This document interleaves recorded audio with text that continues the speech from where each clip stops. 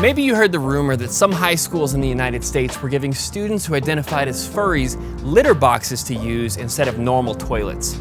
And so yesterday I heard that at least one of our schools in our town has in one of the unisex bathrooms, a litter box for the kids that identify as cats. They think they're a cat. A cat. They put tails on and they demand that they have a litter box in the school. We reached out to several students, parents, and teachers, and no one we talked with said that anything like this had actually been happening at their schools. We did hear stories of some students who were suspended for barking at others, and other stories of students who wore cat ears and tails and would walk on all fours and lick their hands in class. But the litter box thing wasn't happening. In fact, some school districts, including some in Iowa, Michigan, Nebraska, and Wisconsin, published emails and open letters about how they would definitely not have allowed something like that to happen in their schools. As one superintendent put it, there have never been litter boxes within MPS schools.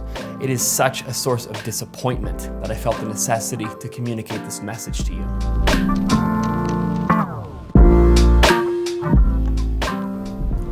The question is, why were so many people so ready to believe that schools were doing this?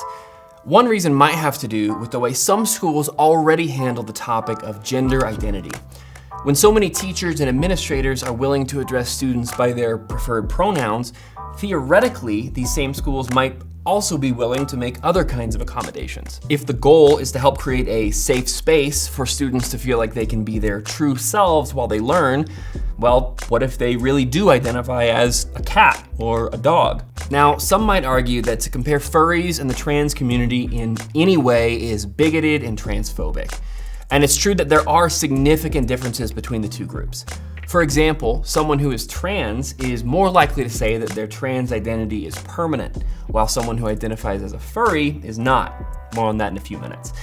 Both perspectives involve trying to go beyond our physical bodies in different ways, but at least at this point, being trans is a little more culturally understood. The question becomes, what exactly is the appeal of being a furry, particularly for Gen Z? Is it mostly just like a form of like creative expression, or is there something deeper going on, like with your interest in the I costumes? think it's probably on lines of both, because as much as it is an amazing way to express yourself, people who have issues with mental health find particular comfort in the furry fandom because it's a little bit more, just something's very appealing to it, like the bright colors, the soft fabrics, it's comforting. A furry is a person who is interested in anthropomorphized animals, which are animals with human characteristics, like an ability to talk or walk on their hind legs. Some wear full body animal costumes called fursuits and show them off at conventions like FurCon.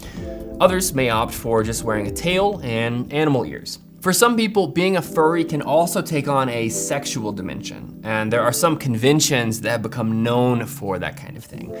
But most of the research and stories we came across were about the appeal of trying on a new identity. Many furries can be shy, reserved, and socially anxious in real life. Many are also neurodivergent, often having autism, ADHD, or Tourette's syndrome, and can struggle to feel comfortable in a world that doesn't always understand them. But when they adopt a fursona, many describe a new sense of freedom to be whatever they want to be. They can be confident and outgoing without the fear of judgment that they might feel in their everyday lives. They feel more comfortable doing things they want to do, like dancing or talking to people, because of their empowering disguise. When I'm Courtney, I'm shy, I'm nervous. I don't like having a lot of attention on me. Courtney's the stressed out grad student trying to work on a PhD. I prefer being Nuka. He's mischievous and playful and silly, and when I'm in my fursona, I don't mind people looking at me. I'm okay with being the center of attention. I don't feel so embarrassed to have everyone's eyes on me. I think I can relate with this on a personal level to some extent. I used to be incredibly shy, and in high school, being a part of theater was a big part of helping me move past that. Something about being able to represent a different character on stage other than myself helped add a lot to my confidence. It reminds me of what author Neil Gaiman once said. People talk about escapism as if it's a bad thing. Once you've escaped, once you come back, the world is not the same as when you left it. You come back to it with skills, weapons, knowledge you didn't have before. Then you're better equipped to deal with your current reality. Of course, people can't deal with their current reality if they never come back to it. When I did theater, there was never a point when I started to believe I actually was the character I was playing. In a similar way, if someone who dresses up as a cat also wants to actually start using a litter box, they've crossed over a pretty significant boundary. Someone who did that might consider themselves something like otherkin, which is a whole other thing. But for a lot of furries, it's often just a costume, a way to practice becoming more outgoing and confident, which eventually might carry over into their non-furry life. One of the most important conversations to have about furries might be the fact that sometimes we all need encouragement to embrace who we were created to be. In Genesis 1:24-28, God distinguishes human beings from animals by giving humans the incredible value, dignity, and worth of being his representatives on our planet. We might try out various things along the way to help give us a new sense of confidence, but the goal should always be to eventually embrace the identity we have been given by our Creator. Along those lines, here are 2 questions we'd love to leave you with. 1, what helps you feel confident? And 2, what does it mean to you that you have been made in the image of the Creator of the universe?